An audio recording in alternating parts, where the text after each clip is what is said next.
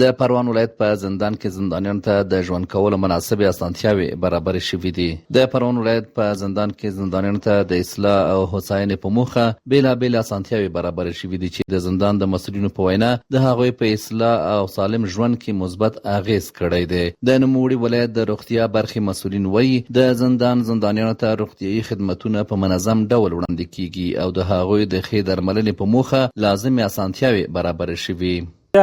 الحمدلله به سایل تلاش کوششایی که خود ما کردیم، رئیس صاحب زندان کرد و رئیس صاحب میسیه، ما تونستیم که بخش لابراتوار و بخش دندان اینجا فعال بکنیم که الحمدلله تقریبا 70% مشکلات ما اینجا حل میشه.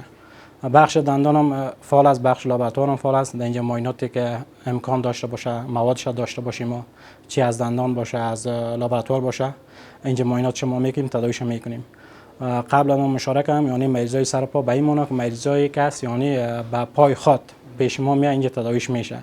کدام مریضایی که قلبی باشه، مشکلاتش زیاد باشه، اینجا تداویش نشه یا کدام کسر پیدا کرده باشه، دستش معده شده باشه یا شکسته باشه، باز اون مریضا یعنی به اکسری ضرورت داره که ما نه دکتر ارتوپدی اینجا داریم نه بخش اکسری اینجا فعال داریم. بازی را ما در شفاخانه ملکی پروان انتقال میتیم و تصمیم در قبال تداویش میگیرن. همدارنګه د دینی زده کړو ترڅنګ د عصري زده کړو، سواد زده کړې او مسلکي روزنې زمینه هم برابره شوې چې پکې د خیاطۍ او مرۍ اوبدلو په څیر حرفوي زده کړې شامل دي. ما از فضای درسی از درس که اینجا میخونیم رضایت کامل داریم و خیلی هم خوش هستیم به خاطر که اینجا درس میخونیم. صبحی از ساعت 10 بجه تا ساعت 11 و نیم بجه صبحی درس میخونیم و از بعد پیشین از ساعت 2 بجه تا 3 بجه میخونیم و از طرف شب بعد از نماز شام تا نماز خفتن و بعد از نماز خفتن وضع نصیحت میکنم. په یاد زندان کې د پیوازي بهیر ترڅنګ هغوی ته د پی سی او مناسب سیستم هم فعال دی چې له مخې زندانیان په اسانۍ سره کولی شي له خپلو کورنیو سره اړیکه ټینګه کړي. یو شمېر زندانیانو د زندان د مسؤلینو له ښه چلن او مناسب همکارۍ څخه خوښي څرګنده کړې او ویلي دي چې د دوی ټول شرعي او انساني حقونه خوندي دي او د احترام وړ چلند ورسره کیږي.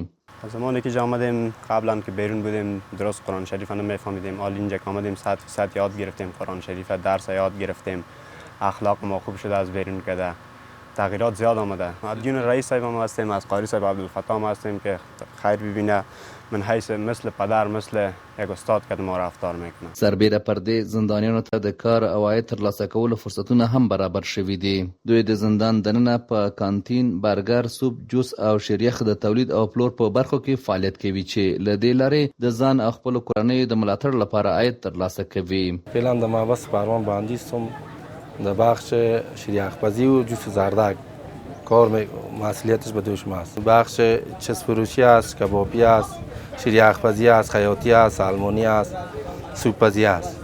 عایدات ما دیگه خرج خود ما برای خوب است.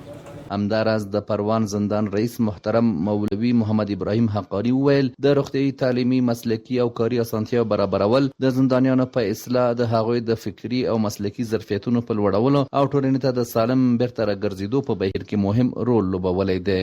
در بخش کسب و حرفه فی الحال ما چون که محبس ولایت پروان محبس سابقه است، جایش کست یک ذره تنگ است، جایهایی که کدام وقتی که جور شده بوده جایهای حرفه و صنعت بخشای صنعتی را در نظر نگرفته است.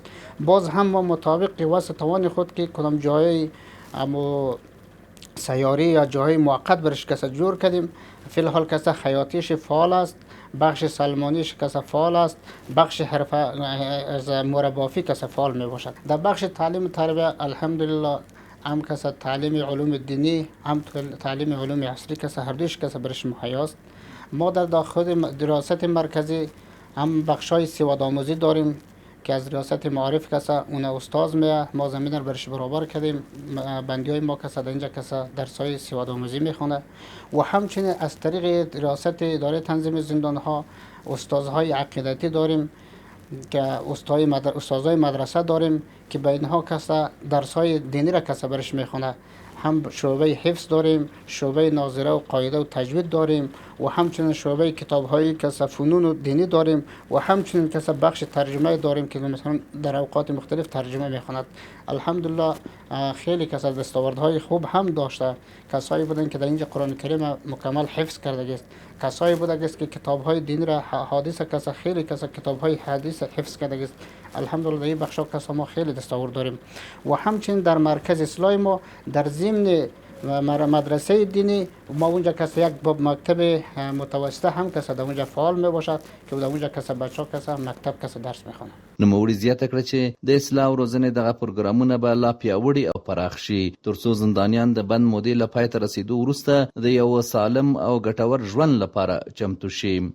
از 1:30 بجه الی 3 بجه خودمون پایین میشیم. قطع یک استاد از طرف ارشاد حج و اوقاف میآید، مبلغ دینی ما 2 تایم درس داره، ما 2 صنف از به اصطلاح، یکی درجه اولاست که مبلغ دینی ما درس میگه، درجه ثانی را خودم درس میگم. این پروگرام ماسته. وقتی که صبحکی من یارم مثلا در خیاطی میارم دیگهش یک تعداد دیگهش درس میباشه. حالا باز پس واک آمدن صبحش یایش میطلبم صبح دیگهش درس میباشه. بعد از پیشینی که درس نیست باز مکمل اون جمعیان خیاطی و مربافی دستمال دوزی هر بخشی که کارشون بود اون کارا پیش میبرن. باید یادونه وکړو چې د زندانونو چارو د تنظیم ادارې اړوند د هیواد په ټولو زندانونو کې هغوی د ژوند کولو لپاره د لازمو امکاناتو برابرولو ترڅنګ د دینی عصري حرفوي او سواد زده کړو زمینه برابره کړې څو د بند مودې پوره کېدو سره سم د سالمو پوه او کاسبو وګړو په څیر ټولنې ته وړاندې شي.